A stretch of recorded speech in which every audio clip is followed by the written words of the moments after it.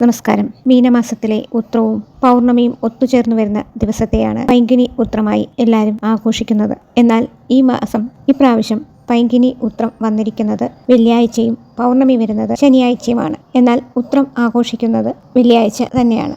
അന്നേ ദിവസം വളരെ വിശേഷപ്പെട്ട ഒരു ദിവസമായി കണക്കാക്കി വരുന്നു. കേരളത്തിൽ നാം കൂടുതലായി പൈങ്കുനി ഉത്രം ആഘോഷിച്ചു വരുന്നത് ശ്രീ ധർമ്മശാസ്താവിന്റെ തിരു അവതാര ദിവസമായിട്ടാണ്. അന്നേ ദിവസമാണ് ഹരിഹരപുത്രനായ ശ്രീ ധർമ്മശാസ്താവിനെ പന്തളരാജൻ എടുത്തു വളർത്തിയ ദിവസമായി നാം കണക്കാക്കുന്നത്. എന്നാൽ തമിഴ് സമ്പ്രദായ പ്രകാരം അന്നേ ദിവസം അവർക്ക് ഇതാണ് ഞാൻ നേരത്തെ പറഞ്ഞത്. മീനമാസത്തിലെ ഉത്രവും പൗർണമിയും ഒത്തുവരുന്ന ദിവസം അയ്യപ്പനും മുരുകനും ഒരുപോലെ പ്രാധാന്യമുള്ള ദിവസമായി കണക്കാക്കുന്നത്. ഇന്നേ ദിവസം നടത്തുന്ന വ്രതത്തിനും ഉപാസനകൾക്കും പ്രാർത്ഥനകൾക്കും എല്ലാം മുരുകഭഗവാന്റെയും അയ്യപ്പ ഭഗവാന്റെയും അനുഗ്രഹം വളരെ വേഗത്തിൽ ലഭിക്കുന്നതാണ്. എല്ലാ വ്രതങ്ങളും എടുക്കുന്നത് പോലെ തന്നെയാണ് ഇന്നേ ദിവസം വ്രതം എടുക്കേണ്ടത്. ഒന്നുകിൽ ഒരിക്കലോടുകൂടി വ്രതം അനുഷ്ഠിക്കാവുന്നതാണ്, അല്ലെങ്കിൽ നിങ്ങൾക്ക് ഒരു നേരം മാത്രം ഭക്ഷണം കഴിച്ച് ബാക്കിയുള്ള സമയം ലൈറ്റ് ആയിട്ടുള്ള ഭക്ഷണങ്ങൾ കഴിച്ച് നിങ്ങൾക്ക് വ്രതം അനുഷ്ഠിക്കാവുന്നതാണ്. അവരവരുടെ ആരോഗ്യസ്ഥിതി അനുസരിച്ച് വ്രതം നോക്കാവുന്നതാണ്. വിവാഹം വൈകുന്നവർക്കും ദാമ്പത്യ ദുരിതം അനുഭവിക്കുന്നവർക്കും ശനിദോഷത്തിൽ നിന്ന് മോചനം ലഭിക്കുവാനും ഒക്കെ പൈങ്കുനി ഉത്രവ്രതം വളരെ ഉത്തമമായ ഫലമാണ് നൽകുന്നത്.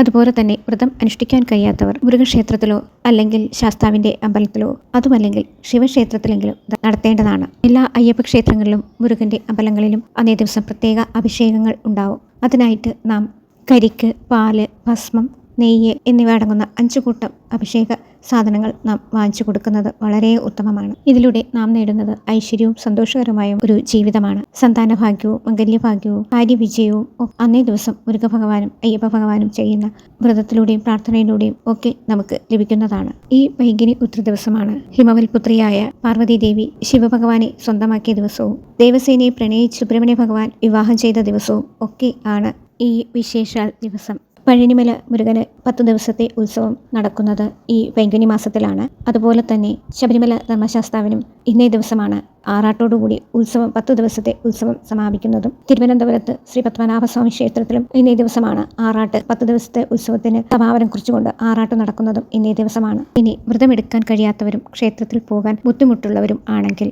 സുബ്രഹ്മണ്യ സ്വാമിയെ മനസ്സിൽ വിചാരിച്ച് വീട്ടിൽ ഈ ഒരു പ്രത്യേക ദീപം കത്തിച്ചു നോക്കൂ. നിങ്ങൾക്ക് സർവ്വ ഐശ്വര്യവും വരുന്നതാണ്. അതിനായിട്ട് കുറച്ച് വലിയൊരു തട്ടം എടുത്തിട്ട് അതിൽ ചെറിയൊരു ഷഡ്കോണ കോലം വരച്ച് അതിൽ പൂക്കളൊക്കെ വെച്ചതിനു ശേഷം ഒരു 12 വെറ്റില നിരത്തി അതിൽ 12 ചെറിയ മൺവിളക്ക് വെച്ച് അതിൽ നെയ്യൊഴിച്ച് തിരിയിട്ട് വിളക്ക് കത്തിക്കണം. ഇങ്ങനെ 12 ദീപങ്ങൾ മുരുകഭഗവാന് കത്തിക്കുന്നത് എന്താണെന്ന് വെച്ചാൽ പൈങ്കുനി ഉത്രം എന്ന് പറയുന്നത് 12ാമത്തെ നാള് കണക്കാക്കിയിട്ടാണ്. ഇനി അതിലേക്ക് ചെറിയ കഷ്ണം പേപ്പറുകൾ എടുത്തിട്ട് അതിൽ നിങ്ങളുടെ ഏതെങ്കിലും ഒരാഗ്രഹം, അതികഠിനമായ ഏറ്റവും അത്യാവശ്യം നടക്കേണ്ട ഒരാഗ്രഹം, മംഗല്യഭാഗ്യമോ സന്താനഭാഗ്യമോ വീട് കിട്ടാനുള്ള ആഗ്രഹമോ ജോലിയോ എന്തു തന്നെ ആയാലും നിങ്ങൾക്ക് അതിൽ എഴുതാവുന്നതാണ്.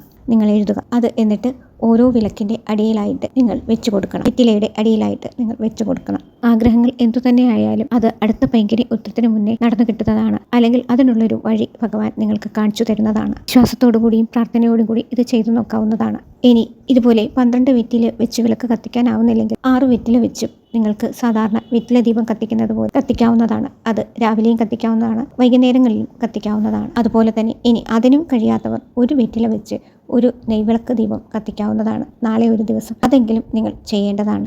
ഇങ്ങനെ ചെയ്യുമ്പോൾ സുബ്രഹ്മണ്യ സ്വാമിയുടെ മൂലമന്ത്രമായ ഓം വജത്ഭുവായേ നമഃ എന്നൊരു 108 പ്രാവശ്യം ജപിക്കാവുന്നതാണ്. അതുപോലെ തന്നെ ശാസ്താവിന്റെ അഷ്ടോത്തരം ജപിക്കാവുന്നതാണ്. സ്കന്ദഷഷ്ടി കവചവും വേൽമാറലും ഒക്കെ ചൊല്ലാൻ അറിയുന്നവർ ചൊല്ലാവുന്നതാണ്, അല്ലെങ്കിൽ കേൾക്കുമെങ്കിലും ചെയ്യേണ്ടതാണ്. നാളത്തെ ഒരു ദിവസം നിങ്ങൾ സമയം കണ്ടെത്തി സുബ്രഹ്മണ്യനെയും ശാസ്താവിനെയും ഭജിക്കേണ്ടതാണ്.